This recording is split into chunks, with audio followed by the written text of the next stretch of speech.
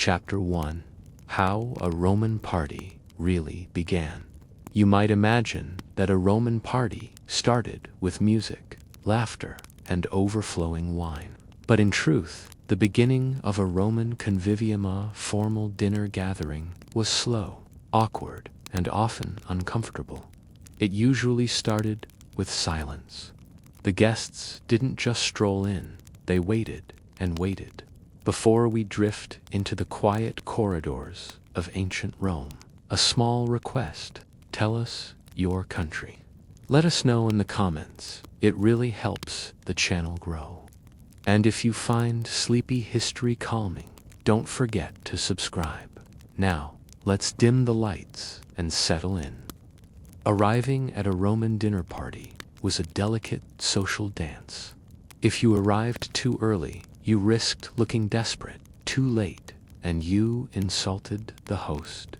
So you timed your arrival carefully, probably standing just outside the entrance, adjusting the folds of your toga, wiping sweat from your neck with the edge of your tunic, listening to the muted clatter of preparation behind the walls. You weren't there to eat, you were there to be seen. The Roman world ran on hierarchy. Everything at a party, from the position of your seat to the size of your cushion, was determined by status. If you were a senator or a wealthy merchant, you reclined at the host's left hand. If you were less important, you might be placed further away, or worse, you might have to sit upright on a low stool. The lowest status guests, freedmen, clients, or people the host had invited out of obligation, often stood behind the diners, watching but not partaking. Before any food arrived, there were rituals. You washed your hands with perfumed water, passed by a slave with a silver basin. You were offered a light drink, mulsum wine, mixed with honey and maybe a few small bites. Not appetizers in the modern sense, but a symbolic offering: a boiled egg, a fig, or perhaps a few olives in brine. This was the gustatio, and it signaled the formal start of the evening. And then came more waiting. Because the real star of the night wasn't you, it was the host. He, almost always a he, would make his entrance late, intentionally, once all the guests had assembled. Draped in his finest toga, hair oiled, face perhaps powdered, he would offer greetings to each guest by name, and then make his way to the central dining couch, the lectus tricliniaris, reserved for the host and his honored guests. Let's pause for a moment and talk about that couch. Roman dinner couches were not soft. They were wooden frames, sometimes padded with cushions, arranged in a U-shape called the triclinium. Guests reclined on their left elbows, facing inward, feet stretched out. It wasn't comfortable by modern standards, especially not after several hours, but it was considered elegant. Eating while reclining was a mark of civilization, a visible difference between Romans and barbarians. The higher your status, the more naturally you were expected to recline. And of course, it took training. Wealthy Roman boys were taught from a young age how to recline without spilling wine, how to hold conversation while chewing, how to gesture without seeming crude. Every movement at a Roman dinner had an etiquette, but not everyone had the luxury of etiquette. Behind the walls, in the dark kitchens, the real work had already begun hours earlier. Slaves were chopping, roasting, tasting, burning their fingers on hot bronze pans. There were no stoves, only open fires. No running water. Everything had to be carried, boiled, cleaned, refilled. The cooks, often Greek or North African slaves, were rarely seen by the guests, but their success determined the host's reputation. A poorly cooked meal could be an embarrassment. A bland sauce could offend a senator. A late course might whisper of disorganization, or worse, poverty. So while guests murmured polite pleasantries and sipped wine mixed with rainwater, dozens of exhausted, sweating hands prepared the first course, often something light. Oysters, mussels, or eggs, seasoned with garum, the pungent, fermented fish sauce that clung to the walls like salt. This was the calm before the chaos. The real party would come later. But for now, it was all posture, politics, and positioning. Let's take a closer look at the guest list. Every Roman banquet was an exercise in strategy. A host would never randomly invite people. Each guest had a purpose. Some were there for statosa, wealthy nobleman, a patron, a visiting official. Others were there for gossipin, informer, a chronicler, someone who could spread stories. A few were there simply because they owed the host money and couldn't say no. Invitations were handwritten or sent by messenger. Sometimes the guest would find a wax tablet in the morning with instructions. Others were told in person. To be invited was an honor. To be left out, a grave insult. Even the size of the party mattered. Too many guests, and it looked desperate. Too few, and it looked cheap. 12 was ideal. 9 was elegant. 20 was excessive. The room itself was decorated, but not lavish. Mosaics on the floor, sometimes of fish or theatrical masks. Small bronze lamps were lit as the sun dipped behind Rome's hills. Smoke curled toward the painted ceiling. Incense burned faintly sweet, masking the scent of sweat and fish sauce. And all the while, the guests waited. Some whispered about politics, the latest law from the Senate, or the emperor's newest mistress. Others talked about grain prices, the condition of the roads, or whether the gladiator fights would be held that weekend. But they didn't speak too loudly. Conversation was a performance. You spoke when addressed. You laughed when appropriate. You watched your host for cues.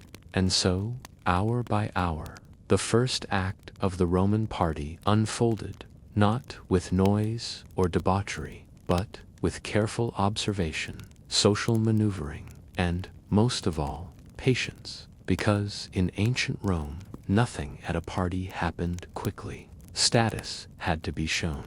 Power had to be confirmed. And only when everyone had played their part could the real dining begin. So, as the lamps flickered and the first trays of eggs and olives appeared in the doorway, carried by silent young slaves in linen, the guests leaned forward, not in hunger, but in relief. The party had finally begun. But what did they eat next? Was it truly exotic, or were the meals more mundane than the myths suggest? Chapter 2: Togas, Sweat, and Social Rules. If you were invited to a Roman dinner party, one of the first things you had to consider after your arrival time was what you were going to wear. Because Roman fashion wasn't about beauty or comfort. It was about telling everyone exactly where you stood in society. And the main symbol of that, the toga.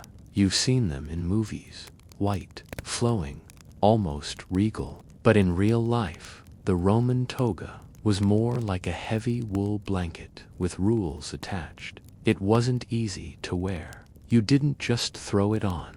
It had to be folded, draped, and adjusted in a very particular way. Young boys had to learn how to wear one properly, and even full-grown men often struggled. It was made from a single piece of cloths, sometimes up to 20 feet long, and it had no fasteners. To wear it correctly, you had to fold it over your body several times, wrap it under one arm, and drape it back over your shoulder, all while keeping it from dragging on the ground. The fabric was thick, scratchy, and unforgiving, and once it was on, you couldn't really move, you couldn't run, you couldn't bend easily. Sitting required planning. Reclining at a party was slightly easier, but still uncomfortable. You were constantly adjusting the folds, trying to keep your right arm free for eating, and hoping it didn't slide off. But if you were a citizen, especially of higher rank, you had to wear it. Not wearing a toga to a formal event would be like showing up to a wedding in your gym clothes. Now imagine, it's early evening. The sun is still warm, but the room is crowded. Oil lamps burn, the air is still, and you're wrapped in wool. Sweat begins to form under your arms, behind your knees, across your neck. There's no deodorant, no linen undershirts. You wipe your brow discreetly with your sleeve, careful not to show discomfort, because showing discomfort was not Roman. Wealthy men sometimes powdered themselves with perfumed chalk or applied light oils to their arms and chest before arriving. Some even wore wigs or applied subtle rouge to their cheeks. Image mattered, not beauty, but control. And then there were the others. If you weren't a male citizen of proper status, you didn't wear a toga. You might wear a tunica, simple, short garment tied at the waist. Slaves, women, and foreigners almost always wore tunics. They were cooler, easier to move in, and far more comfortable, but they also announced your status. In the world of Roman social gatherings, clothing didn't just reflect identity, created it. A freedman might dress as a citizen, but others would notice the quality of the wool, the way it was folded, the way he moved. A senator's son might try to show humility with a modest cloak, but everyone would still notice the rings on his fingers and the quality of his sandals. Speaking of sandals, Roman sandals were simple, but not silent. The floors of party houses were often tiled in mosaic or marble. As guests moved slowly, carefully across the room, the slap of leather soles echoed softly between the pillars. Guests removed their outdoor sandals before reclining on the couches. Their feet were often washed by a slave silently, quickly, not because of cleanliness, but because dirty feet might offend someone seated nearby. Now, let's look at the women. Women at these parties occupied a complicated space. A high-status Roman woman, perhaps the wife or daughter of the host, might appear briefly, offering greetings, managing introductions, or sitting off to the side. She wore a stola, a long garment draped over her tunic, often belted under the bust, and accompanied by a palla, cloak draped over the shoulder and sometimes over the head. Women didn't recline at banquets in the early Republic, but by the imperial period, especially in elite circles, some women did join the couches. They drank wine, made conversation, and even flirted if it was socially allowed. But their position was always precarious. Too quiet, and they were dull. Too loud, and they were scandalous. Too fashionable, and they were mocked. Too plain, and they were ignored. Appearance wasn't just for vanity, it was armor. And of course, all of this took place under a system of strict social rules. Who you spoke to, how loudly you spoke, what you commented on, all of it mattered. For example, if you were of lower status, you did not speak unless spoken to. If a higher-ranking guest made a joke, you laughed even if it wasn't funny. If you were offered a dish before others, you declined politely and waited. If the host made a toast, you raised your cup, but only just enough, too eager, and it seemed greedy. Everything was performance. There was no music yet, no dancing, no storytelling. This was the first phase of the evening, the phase of restraint. Everyone was watching, learning, calculating. This man is sitting closer to the host than last time. Has he gained favor? That woman's dress is darker than usual. Is she mourning someone? That freedman is wearing a gold ring. Is he showing off? Even body language had rules. Lean too far and you invaded someone's space. Sit too stiffly and you looked uncomfortable, possibly disrespectful. Now and then, a slave would refill wine cups, but only slightly. Roman wine was almost always diluted with water, usually 3 parts water to 1 part wine, sometimes even more. Drinking undiluted wine was considered uncivilized, something only barbarians or drunkards did. In this phase, the wine was symbolic, a way to lubricate the conversations, not intoxicate. That came later. So now picture the room again. A dozen guests, most of them men, draped in heavy wool, glancing sideways at one another. The smell of oil lamps, warm bread, and perfume. The soft footsteps of barefoot slaves. The low hum of formal conversation. The scratch of a bronze fork against a clay plate. And beneath it all, the rules. Because what held the Roman party together wasn't food or laughter. It was discipline, self-control, hierarchy. And while the myths speak of debauchery and chaos, the truth is, those came much, much later in the night. After the performance was over, after the reputations were secured, after the rules, at last, began to loosen. So, what happened when the wine started flowing freely? What did it mean to drink too much or too little in ancient Rome? And who was always watching when you did? Chapter 3. Who cooked the food? The Collinatha Roman kitchen was not a place of luxury. It was small, dark, and almost always windowless. Set far from the triclinium where the guests dined, the kitchen was more of a hidden engine room than a space for artistry. You wouldn't have noticed it if you were a guest. The food arrived on polished trays, carried by silent slaves. You saw the final product, the fish stuffed with herbs, the bread dusted with poppy seeds, the meat carved and steaming. But the work that was done by hands you never looked at. The people who cooked Roman party food were usually enslaved Greeks, North Africans, or Eastern provincials. Men and women, sometimes young children. Some were trained chefs, valued property, considered skilled. Others were barely taught, expected to learn quickly or be beaten. In elite homes, the kitchen might have a built-in hearth, no more than a square hole in a stone counter, filled with hot embers. There were no chimneys. Smoke clung to the walls and ceiling, stinging eyes and soaking into tunics. The slaves coughed constantly. Their skin burned from the heat. Oil popped and splattered from pans with no handles. There were no stoves, no temperature control.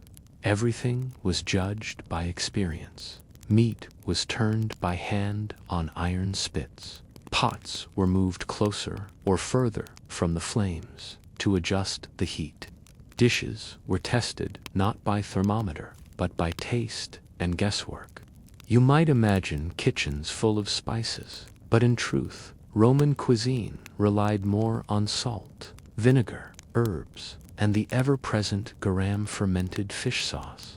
Garam was in everything, mixed with wine, poured over eggs, used in desserts, made from fish guts and salt, packed in jars, and left in the sun to rot for weeks, then strained and bottled. The good stuff came from Hispania Baetica, or the shores of North Africa. The cheap stuff was often made just outside town, and the smell drifted with the wind. But good garum that showed wealth. If your sauce was rich, your status was secure. Cooks also used silphium, an extinct herb, highly prized lovage, and coriander honey. For sweetness, black pepper, imported at great cost from India. The food wasn't spicy, it was layered. Sour, sweet, salty, sometimes all in one dish. Let's walk through a banquet menu. First came the Gustasiotha starter course, boiled eggs with herbs, mushrooms in honeyed wine, cheese drizzled with olive oil. Then the prima mensa, the main course, a whole roast pig stuffed with sausages, peacocks, not for taste but show, fish arranged in silver dishes, heads intact, eyes glazed from the fire, vegetables boiled until soft leeks, lentils, cabbage, and finally the secunda mensa dessert, figs, almond cakes, dates stuffed with nuts and fried in oil, sweetened wine, sometimes cheese again, but served cold with a drizzle of honey. But these dishes didn't appear magically. Each one took hours. The cooks worked from before, cleaning fish, gutting birds, kneading dough. There were no timers, no ovens with doors. Bread was baked in clay domes, heated with coals, then sealed over the dough. It often burned. The outside might be black, the inside barely cooked. The cook had to learn to listen, to smell, to guess, and the stress was constant. Imagine you're a young cook, perhaps 13 or 14. You're sweating over a dish for the master's party. A senator is coming. If the food is late, or too salty, or too cold, you might be whipped, or worse, sold. Because a good cook could be sold for the price of a house, a bad one for scraps. In some homes, the archimagirus head cook was one of the most valuable slaves. He managed a whole staff, not just cooking, but supervising, butchers, bakers, grinders. He ordered the ingredients, trained new slaves, prepared menus based on the guests' ranks. Sometimes, even the latrina, the toilet cleaner, was considered more replaceable than the cook. But cooks weren't respected. They were feared, perhaps, or envied, but never admired. When Romans wrote comedies or satirical poems, cooks were often mocked, greedy, sweaty, boastful, always tasting, always scheming. Slaves who acted like kings in the kitchen then bowed outside it, because outside the kitchen they were just property, and yet their work shaped the entire party. When the first course arrived and guests nodded in polite approval, it wasn't the host who'd earned it, Tid was the cook. When a guest praised the seasoning or requested more sauce, it was the kitchen that made it happen, quietly, without recognition. And of course, when things went wrong, they paid the price. One burned fish could ruin a night. One hair in a plate could humiliate a host. One missing spice could suggest poverty.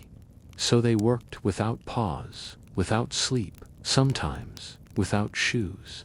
And when the party ended, and vomited and fallen asleep, the cooks kept working, washing dishes, scraping ash, preparing for the next day. The dining room would be quiet, the couches cleared, the floors swept, the lamps snuffed out, but the kitchen would still be warm, still smoky, still alive. So the next time you imagine a Roman party, remember not just the wine or the laughter, but the burned fingers, the tired feet, the salt-sore eyes. The party was never really about indulgence. It was about power. And the cooks, though unseen, knew that better than anyone. But now that the food is prepared, what about the wine? Was it truly endless? Was it delicious? Or was it a complicated game of status, stomachs, and self-control? Chapter 4. Wine, Water, and Vomit Bowls. In modern imagination, Roman parties are swimming in red wine golden goblets, fountains flowing, drunken laughter echoing through marble halls. But the real story of Roman drinking is slower, stricter, stranger, because in ancient Rome, wine wasn't just wine. It was politics, hygiene, power, and control poured into a cup. Let's start with the basics. Roman wine was almost never drunk pure. What we would call neat wine straight, from the amphora was seen as uncivilized, even barbaric. To drink undiluted wine marked you as crude, foreign, Greek, in excess, or worse, Gaulish. Only the poor or the mad drank it straight, so it was always mixed, and the ratio highly specific. At most parties, the wine was blended, 3 parts water to 1 part wine, sometimes more. The exact mix was a point of pride and a matter of taste. Too strong, and you risked drunkenness. Too weak, and you looked stingy. The mixing happened in a large bowl called the crater. A designated symposiarch, sometimes the host, sometimes an appointed guest, decided the dilution level for everyone. You didn't pour your own cup. That would be rude. Instead, a young slave boy, often chosen for his looks, would ladle the mixture into small cups called calices. He walked barefoot on mosaic floors, careful not to spill a drop. Every guest watched a trembling hand meant poor training. Too much wine, and you'd be corrected. The cups were small for a reason. Romans didn't chug, they sipped slowly. Socially, drinking wasn't about pleasure, it was about pacing. If you drank too quickly, you risked embarrassment. If you drank too slowly, you seemed aloof. There were no labels on bottles, no vintage years, no talk of tannins or fruit notes, but there was hierarchy. Expensive wines came from Falernian vineyards, saged, potent, sometimes stored for decades in clay amphorae, sealed with resin. Cheaper wines came from local farms, often sour or spoiled. To cover the bad taste, they might be mixed with honey, pepper, herbs, or even chalk. Some were boiled down into syrup, others were smoked. The goal wasn't flavor it. Before the second course, a toast, always to the gods, usually to Bacchus, the Roman version of Dionysus, but also to Jupiter, to Mars, or to the household Lares guardian spirits of the home. You raised your cup, you offered a sip to the ground, then you drank, but not too much. Because here's the thing, Roman parties often did get drunk, but only at the right time. There was a sequence, sobriety and formality, early evening quiet talk, relaxation and laughter, the main course, games and mischief after the meal, disorder and collapse, only after the elite had made their exit. So, who managed the descent? The host. A good host knew when to keep cups full and when to slow them down. He watched the room. If a senator laughed too loudly, the wine was watered further. If the mood grew dull, the cups were refilled generously. This was less a party and more a performance.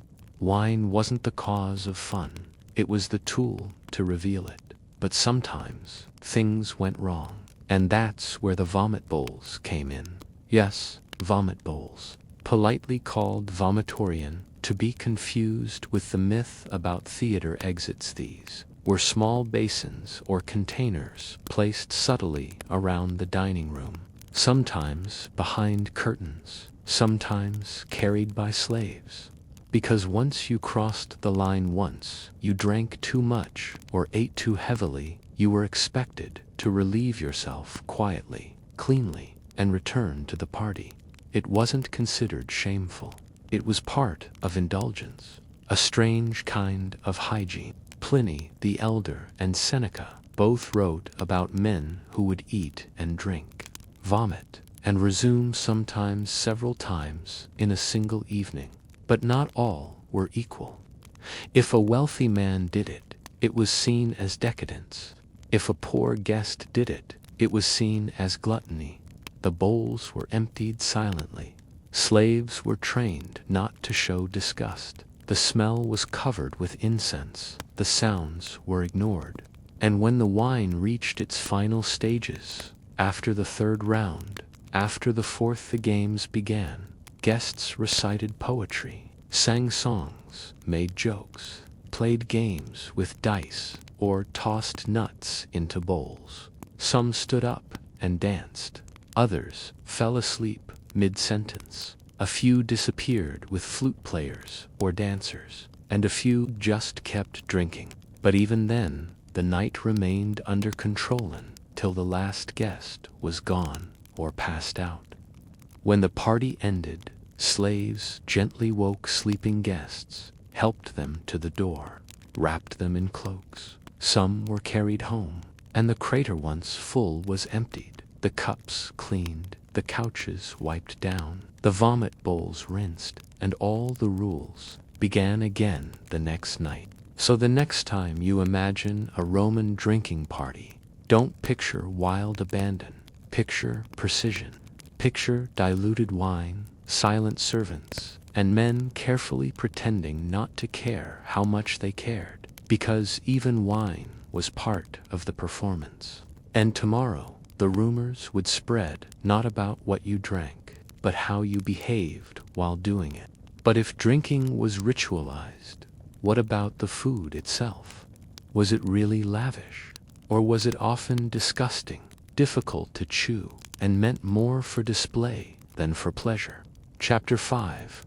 What the guests actually ate. In our modern minds, Roman party food is extravagant. Roasted pigs with apples in their mouths, exotic birds with glittering feathers, trays piled high with grapes and honeyed pastries. But most of that is myth.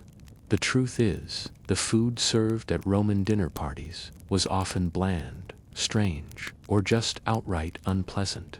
Not because Romans didn't care about flavor, but because flavor meant something different to them. Roman cuisine, especially at formal dinners, was never about what tasted best. It was about what showed wealth, control, and refinement. And sometimes that meant serving things no one actually wanted to eat.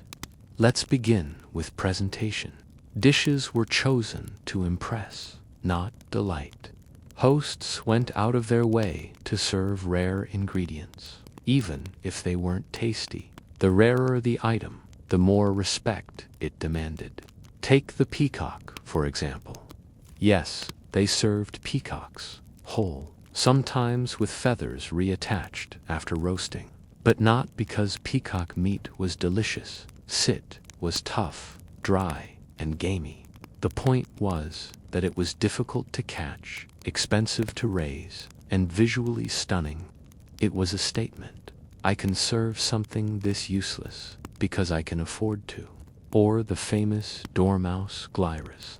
These weren't city rats, but a small, fatty woodland rodent. Wealthy Romans raised them in special jars called gliraria, feeding them nuts to fatten them up.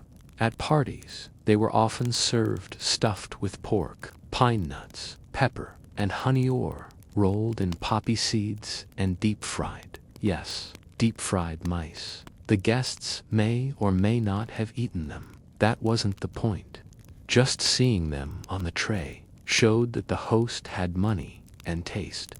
Now let's talk about bread. Everyone ate bread. It was the base of the Roman diet. But party bread was different. It was whiter, finer, sifted more times to remove the bran. Coarse bread, upper-class bread, was soft but still chewy, and it was often stale by the time it was served. Romans didn't bake their own bread at home. Most bought it from communal ovens or bakeries. Even the wealthy rarely had personal ovens. It was too much trouble.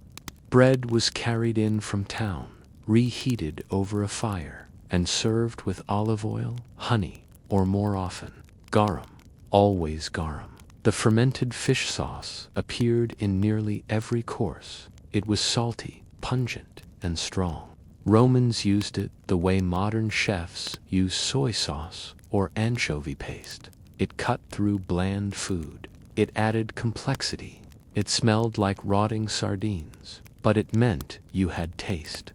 Vegetables were present, but not prioritized. You might see boiled cabbage with vinegar, lentils stewed with garlic, leeks seasoned with pepper, or beets dressed with olive oil. Salads weren't popular. Most vegetables were cooked until soft more for digestion than flavor. Then there were the meats. Roman parties loved spectacle. Roasted wild boar with fruit in its mouth, a goose glazed in honey and mustard, sausages stuffed with blood and herbs. But again, the meat wasn't always enjoyable. They didn't have thermometers. They couldn't perfectly regulate temperature. Dishes were often overcooked, underseasoned, or served lukewarm. But if it looked impressive, that was enough. And then came the fish. Fish was elite. Freshwater fish from the Tiber was common, but sea fish like mullet, eel, or turbot was highly prized. These were shipped in from the coast at great cost and often presented whole, skin crisp, eyes intact. In one famous anecdote, a Roman noble cried in public because the fish served to him was smaller than the one his rival had received. That was the kind of culture we're talking about. Fruits and nuts appeared mostly at the end. Figs, dates, almonds, and pomegranates were common. Apples and pears were stewed in wine. Grapes were served fresh or pressed into must. Desserts were not sweet in the modern sense. Sugar didn't exist. Honey was used instead, and sometimes combined with black pepper, vinegar, or even garum to create contrast. Cheese made appearances throughout. Soft goat cheese with herbs, aged sheep's cheese, sliced thin, sometimes fried, sometimes baked into small cakes, always served with care. They used spoons and knives, and mostly their hands. Food was often cut into bite-sized pieces before it reached the table. Guests picked with fingers, dipped into sauces, and wiped their hands on cloths unless you were of lower status, in which case you wiped your fingers on stale bread. And what happened to the leftovers? Well, the host might allow some guests to take scraps homes or dependents, but much of the uneaten food went to the slaves, who ate in the kitchens after cleaning, and anything too spoiled, thrown into the street, or fed to dogs and pigs. And finally, one little detail: not everyone got the same meal. In some cases, wealthy hosts served different foods to different guests based on rank. A senator might receive mullet and stuffed dormice, a freedman stewed lentils and cabbage, a poor client dry bread and a fig, all at the same table. It was deliberate. It reminded everyone where they stood. And so the food wasn't just about taste, it was a system. You weren't just eating, you were being judged. And yet there were moments, quiet ones, when the food faded into the background. A bite of warm bread dipped in honeyed wine, a soft fig, cool and sweet, a bowl of lentils with vinegar and herbs, the small, simple things that briefly made the performance feel human. So now that the plates have been cleared and the wine has returned, the guests are full, a little dizzy, and the night begins to loosen. But who is still working? Who is watching from the shadows, picking up dropped food, wiping feet, and preparing for what comes next? Chapter 6: How the Slaves Ran Everything. At the heart of every Roman dinner, every gesture, every plate of oysters, every silken curtain drawn back to reveal a half-nude dancer, stood a human being who did not choose to be there, a slave. Rome, at its peak, was an empire run on enslaved labor. But nowhere was this more visible or more invisible than at the private convivium, the dinner party. For every guest reclining on a cushion, there were at least 3 or 4 slaves making sure that they stayed reclining. Let's meet them, There were the culinary kitchen slaves. These were not chefs in the modern sense. They were laborers, expected to chop, grind, boil, roast, and dress hundreds of small dishes over open fires. Some specialized in sauces or carving, others in breads or roasting game. The best were prized possessions. A slave who could prepare fish with honey and mustard, just the way a senator liked it, could be worth more than a farm. Some were even taught to read recipe scrolls or prepare rare regional dishes, but they never tasted the food they made. Not during the banquet. That privilege came, perhaps, in the dark, after cleanup if anything remained. Then there were the atriences, or house slaves, who cleaned, swept, and polished. They ensured the marble floors shone, the brass lamps were full of oil, and the mosaics free of dust. They changed the linens, carried cushions, and lit incense. There were cupbearers, usually young boys, chosen for their beauty, who poured wine, and napkin holders, who knelt beside guests with clean cloths, and body slaves, assigned to a specific guest, who might kneel behind their master's couch all evening, waiting for a command. If the guest snapped his fingers, the slave leaned in. More wine, less wine, a new plate, a joke, a wipe, a massage, an apology. Some slaves did nothing but stand their job, to be seen not heard, a living reminder of luxury. And then there were the musicians and dancers, often trained from childhood. They played lutes or reed pipes, sometimes softly, sometimes wildly. Many were women. Most had no choice. Some were forced to perform dances that mimicked the gods nude, painted in gold dust, or masked. Others sang while guests threw olives or coins at them. In the rare moments of kindness, a guest might clap or offer wine. In cruelty, the musicians were mocked, silenced, or told to start over while the room laughed. Behind the scenes, there were latrine slaves. Yes, slaves, assigned to clean and maintain the household toilets, or assist guests to the lavatory. They carried water, wiped floors, burned incense to cover the smell. At larger parties, one or two might be stationed outside the latrine with a bowl of rose petals or a towel. This too was service, and perhaps most haunting of all, the bedroom slaves.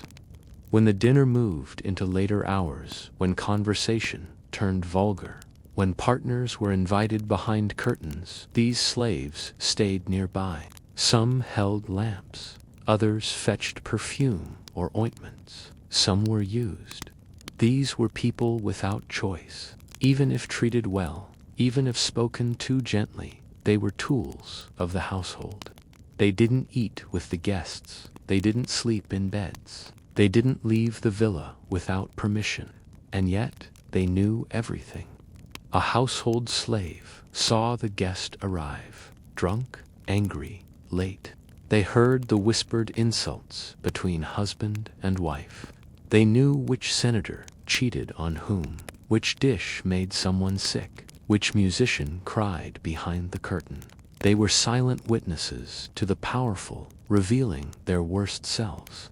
Slaves were sometimes rewarded small coins, cast-off clothes, leftover wine, but they could also be punished at a whim. A spilled cup, a beating, a cold plate, a lashing, a slow step across the marble floor, dismissal to the mines, or worse. The risk of angering a Roman elite was always present. Even the soft-spoken patrician, the gentle hostess embarrassed in front of a guest might turn suddenly vicious. Anger was seen as a display of dominance. But even here, there were small forms of rebellion. A wine slave might water down a cruel master's drink. A cook might overseason a dish. A body servant might accidentally spill oil. quiet defiance, invisible to the guests. And sometimes they were not slaves at all. Occasionally, a freedman or freedwoman once enslaved, now technically free, chose to stay and work in the household. Some became managers, overseers, even stewards of entire villas. But they always lived under a shadow, never quite equal, never quite safe. For the Roman elite, power wasn't just about wealth, it was about control. Control over others, bodies, labor, time. The fact that a banquet could involve 50 slaves for 20 guests was an inefficient hit was the point. And so, as the guests now lounged deeper into the night, stomachs full, heads light with wine, the slaves are still moving silently, replacing candles, collecting dropped food, listening, and preparing for what comes next. Because a Roman party didn't end with food or music. Sometimes the true business of the evening began only after most had gone home. And sometimes what happened next wasn't entertainment at all. It was politics. Chapter 7. Music, mimes, and quiet nights. It was late. The banquet had lasted for hours, and the rich aroma of roasted meats had long since faded from the air. Slaves moved through the villa like silent shadows, dousing torches in the outer hallways, drawing drapes, and offering final rounds of warm wine mixed with spices.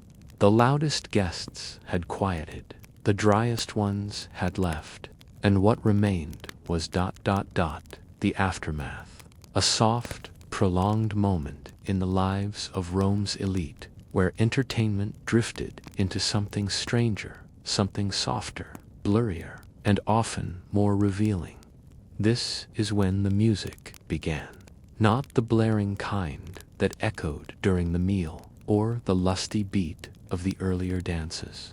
No, these were red flutes and curved lyres, sometimes accompanied by a single voice, whispering verses from Catullus or Virgil, if the host fancied poetry. Musicians, often enslaved or trained performers, would be stationed just out of view, their bodies still, their music light and rhythmic, the kind of sound that filled silence without replacing it.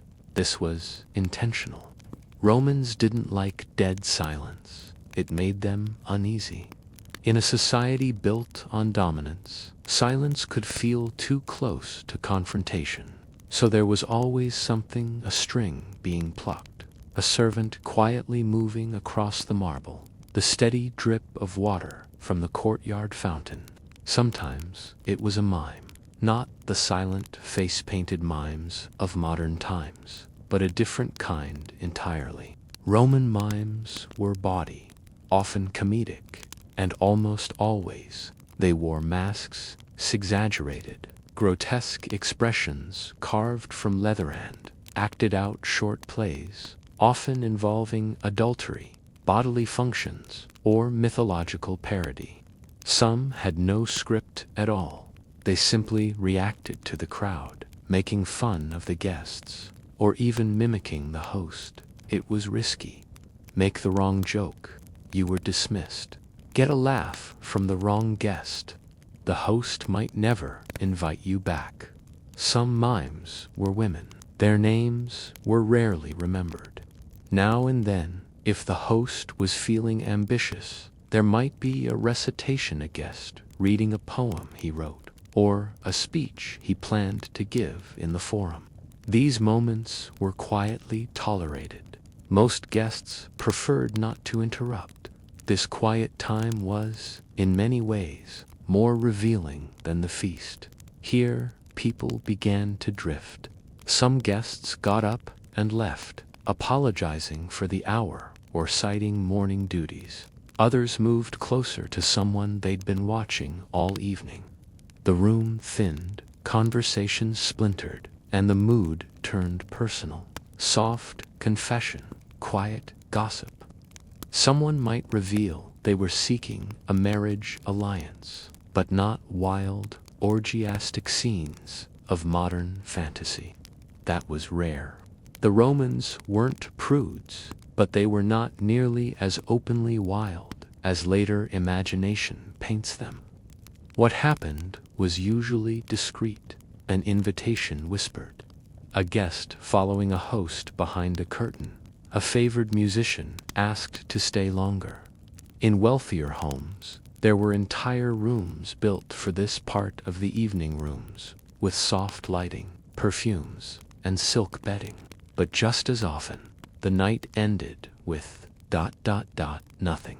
Guests who'd hoped for something more dramatic were politely thanked, handed their sandals, and shown to the door. No great scandal, no drunken spectacle, just fatigue, dull conversation, and a final glance at the moonlit atrium as they stepped into the quiet Roman night. This was Rome, not a fantasy, but a society built on formality, repetition, and layered performances. Even their debauchery had rules. The wine-stained couches, the dropped figs, the spilled oils, the used towels. Dishes were scraped, linen gathered, candles pinched out. Some hosts slipped away to their sleeping quarters. Others remained, chatting with a trusted friend or guest, pacing the colonnade under torchlight, thinking aloud. Because this is when business could happen. After the food, after the laughter, when only the loyal remain. This is when someone might offer a bribe, or a promise, or a warning. It was soft politics, whispered threats, quiet deals, and all of it happening beneath the drifting notes of a flute, or the fading laughter of a mime's final joke. The Roman night, at its end, was not about spectacle. It was about what remained when the show was over. The quiet music, the slow candlelight, the feeling that even after all the pleasure, nothing had really changed, nothing was meant to. Still, something did change. In the hearts of guests, in the minds of hosts, in the little things said too openly or overheard by the wrong servant, or the right one. It was a quiet hour, but never a meaningless one, and not everyone will be happy with how the night ended. Chapter 8: What Women Did at These Parties. You might imagine them laughing loudly, lounging on marble couches, dressed in flowing silks, sipping wine and trading secrets by candlelight. That image, though pleasant, is only partly true, because Roman women at parties had rules, strict ones, and whether they followed them, bent them, or broke them depended entirely on who they were, where they were, and who was watching. Let's begin with the elite Roman matron, the upper-class wife, usually married young, often before her 16th birthday, to a senator, magistrate, or wealthy landowner. Her public image was one of modesty, quiet dignity, and careful self-control. In theory, she was expected to avoid banquets altogether. Women, according to some traditions, were discouraged from even drinking wine, but theory and practice in Rome often diverged. By the late Republic and early Empire, women from prominent families did attend banquets, especially private ones, and they played a carefully coded role. They dressed not provocatively, but impressively. Soft gowns, dyed expensive shades like Tyrian purple or saffron yellow, gold-threaded veils, heavy hairdos styled by enslaved handmaidens. Their jewelry was meant to signal both wealth and moderation.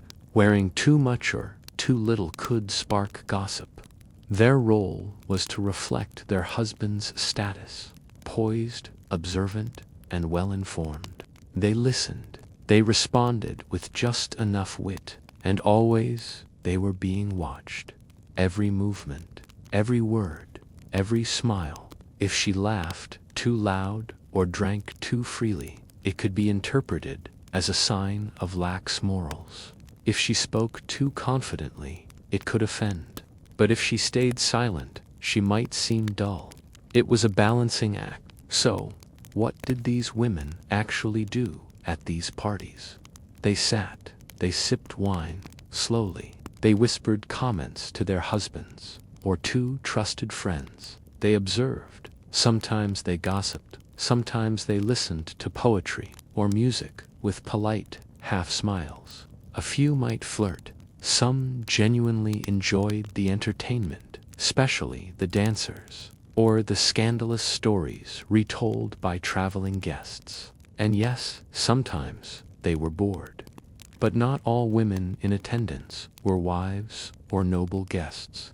There were also courtesans, known as meretresses, and libertina freedwomen, who were neither wives nor slaves. These women had more freedom at least on the surface. They could drink more openly, laugh more loudly, and engage in conversations without the same constraints. Some were brought specifically to entertain, and not just physically. A skilled courtesan was often well-read, politically aware, and trained in music or poetry. Their presence added glamour and tension. Guests might compete for their attention, and hosts often used them as status symbols, proof of wealth, access, or exotic taste. Their dresses were often lighter, their perfumes stronger, their speech less censored. But their position was not without risk. One wrong word, one insult, one tired guest too drunk to be polite, and the evening could turn dangerous. They had no legal protection. If dismissed, they might not even be paid. And then, finally, there were the enslaved women, the ones who poured the wine, who refilled the dishes, who stood silently by the couches, holding silver plates, or folded napkins, or trays of fruit. They didn't sit, they didn't smile, unless told to. They served, and sometimes, when commanded, they stayed. It was not uncommon for wealthy Roman men to summon female slaves for private company during or after the party. No one protested. No one whispered about consent. It was understood. To be a woman in Rome, especially an enslaved woman, meant being used as part of the evening's entertainment and then forgotten. Yet even among these slaves, roles and hierarchies existed. Some were trained to play instruments, others to dance. Some were considered beautiful enough to serve wine directly, walking slowly through the triclinium while guests watched their movements. They were often given new names. Some used these parties to their advantage. They listened, remembered details, traded information, whispered to the right person at the right time, positioned their sons for future alliances, slipped subtle compliments to rising politicians. Even as they played the expected role, they watched the games beneath the surface. Livia Drusilla, the wife of Augustus, was famous for this. She attended gatherings not just to support her husband, but to maneuver quietly through the Roman political machine, always dignified, always silent, but always present. Others defied norms entirely. Some widows, wealthy, independent, and unbound by marriage-hosted parties themselves. They were rare, but they existed. A few even scandalized their peers by throwing lavish convivia with both male and female guests, poets, philosophers, and wine that flowed until morning. Roman writers hated them, but that only proves they made an impression. So, what did women really do at Roman parties? They endured them, navigated them, occasionally enjoyed them. They laughed when they could, survived when they had to, and often, unseen, shaped the very social web that held Rome together. Not through spectacle, not through seduction, but through quiet observation, slow, careful speech, well-timed glances, and an iron patience masked behind gentle smiles. And when the night ended, they left in silence, sif they were guests sore, slipped into the shadows to clean up the messif. They were not. Still, one wonders, ... Did they ever whisper to each other afterward? Did they complain about the stale food, the drunk men, the boring speeches? Did they ever dream of a world where their laughter didn't have to be measured and their clothing didn't have to be political? Did they, perhaps, ever hope the next party might be different? Chapter 9. What happened the next morning? The banquet is over. The candles have burned low into pools of wax. The couches once arranged with perfect symmetry are now crooked, wine-stained, and cluttered with crumpled napkins. There's a faint, sticky scent in the air, a mix of honey, sweat, perfume, and overripe figs. Outside, the sky is just turning gray. The noise is gone.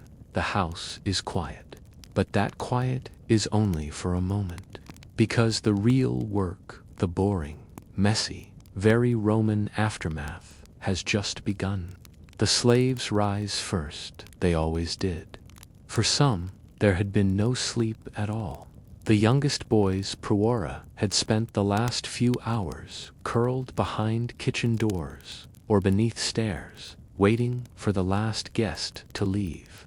Others had slept sitting upright in the atrium, ready to respond in case a drunken senator staggered back in, demanding more wine or a misplaced sandal. By dawn, they are moving again, silently, efficiently, without speaking. First, they remove the leftover food. The plates are scraped, mostly into buckets not to be thrown away, but reused. Scraps were often fed to animals or recooked into bland stews for servants and low-ranking staff. The dining room floor is swept. Bones, pits, nutshells, and dropped jewelry are sorted. Everything is separated valuables set aside for their masters. Everything else tossed into clay bins or burned. Then the couches. Those plush, pillow-strewn, reclining couches needed to be cleaned. Sponges soaked in vinegar water were used to scrub away wine stains and oil smears. Linens were taken out to be washed, often by enslaved women using urine as a detergentious, actual human urine, collected in jars from public toilets. Its ammonia content made it useful for whitening fabric. The air stank, not from the party itself, but from the after of it. Vomit was common. Some guests overindulged. Others had forced themselves to purge during the party using special feathered sticks kept in small boxes, tucked discreetly under couches. Purging was fashionable among Rome's rich. It made room for more delicacies, but it left a trail. Enslaved boys with buckets and cloths cleaned it up, quietly, always quickly. The guests stir. The highest-ranking guests had left the night before, their litters carried home by enslaved porters, but others had stayed. A few passed out beside the couches. Some snored on marble benches in the garden. Others had crept into unused bedrooms or into the arms of someone they hadn't arrived with. Now they awoke slowly, blinking in the watery morning light. They reached for water, frowned at the taste. Hangovers were a known Roman nuisance. The remedies varied. Raw cabbage, boiled cabbage, cabbage in vinegar, cabbage soaked in wine. Writers like Pliny the Elder and Cato both recommended cabbage often heated and mashed into a pulp. Some hosts had it prepared, just in case. Others believed in rubbing one's temples with oil, or applying poultices made of crushed mint and coriander. One strange method involved pressing a dead mouse to the forehead, though that wasn't widely practiced. Guests sat up slowly, stretching stiff limbs. Their heads throbbed. Their mouths were dry, but they tried not to show it, because servants were watching, and status even at dawn, even disheveled, had to be maintained. Cleaning the courtyard. Roman homes had courtyards, satria and peristean day. These two bore the signs of a long night. Oil lamps had dripped wax onto the mosaic floors. Wine stains spattered the tiles. Fruit skins lay crushed into the grooves between stones. Bees and ants were already gathering. Slaves swept it all, using palm brooms and buckets. Gardeners removed trampled petals from the flower beds. Small statues of gods, softened, dirtied, or knocked askew, wiped clean and reset. Water from the household cistern was drawn in amphorae and poured over the stone to freshen the air. The leftovers. Not everything was wasted. Some leftovers were sorted and stored. Breads, cheeses, and cured meats. Anything that had not touched a guest's fingers could be reused. Leftover sauces were poured into sealed pots and kept cool in underground rooms. But the more exotic food, storm mice, sea urchins, roasted peacocks, had to be tossed or given away. The risk of spoilage was high, and no one wanted food poisoning. Yet some servants might sneak a bite, carefully, quickly, just enough to taste what they had served the night before. It was one of the few quiet benefits of such labor. Whispers and regrets. As the day stretched on, the whispers began. Who had left early? Who had stayed too long? Who had made a fool of themselves? Did Senator Flaccus really fall asleep during the poetry? Did the host's daughter sneak out with that young tribune? Did someone see the philosopher crying in the atrium? Gossip in Rome moved faster than horses. By midday, rumors from the party would be repeated in the forum, retold on street corners, whispered by slaves as they fetched water or bought bread. Some guests might send apologies, others sent thanks. A few might pretend they had never been there at all. The host, if he had political ambitions, had to carefully craft the aftermath. Gifts might be sent to important guests. Leftover wine, wrapped figs, or scented oils. Small gestures meant to soften any hard feelings or reinforce alliances. And then another invitation. The strange thing is, life returned to normal quickly. By the next day, servants were preparing for the next gathering. Beds remade, floors swept again, the wine amphorae restocked.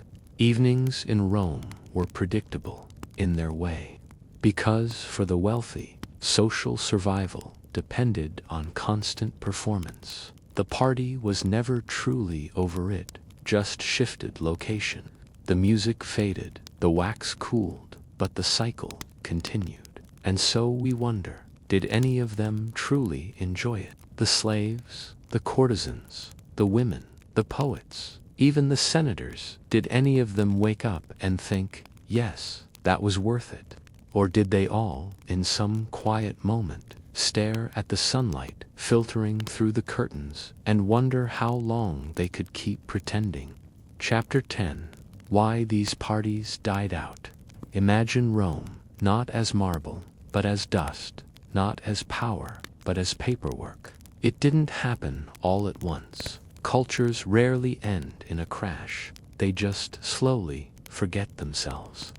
So what happened to those wild, extravagant Roman parties, the reclining feasts, the dancers, the endless wine, the quiet scandal beneath the oil lamps? Let's trace how they quietly slipped away.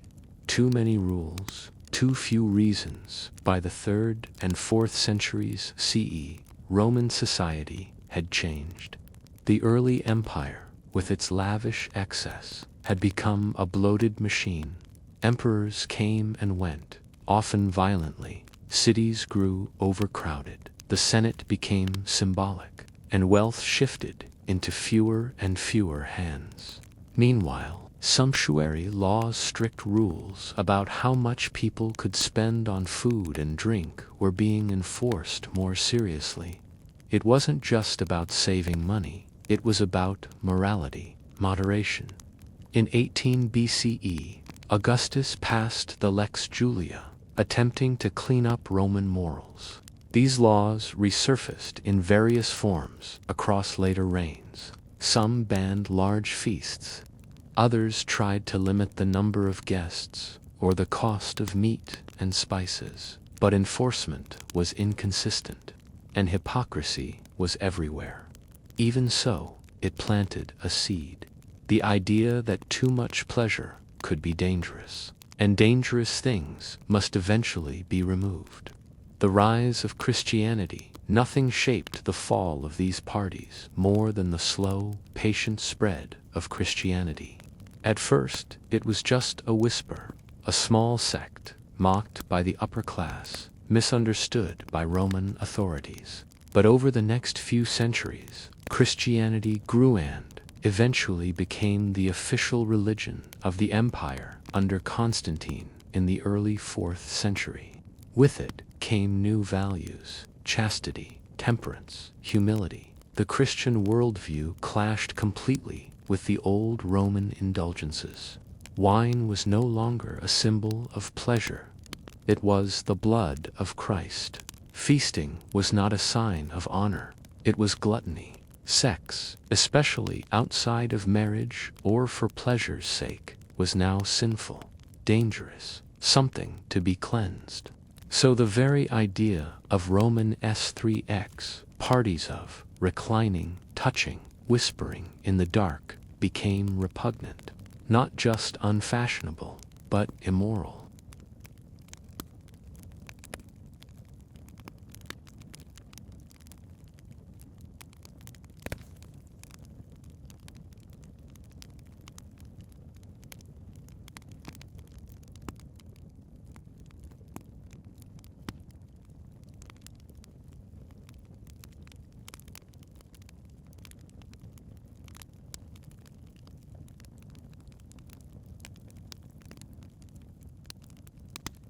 Border wars drained resources, the economy faltered, and eventually, enslaved labor, once seen as essential, became harder to maintain at scale.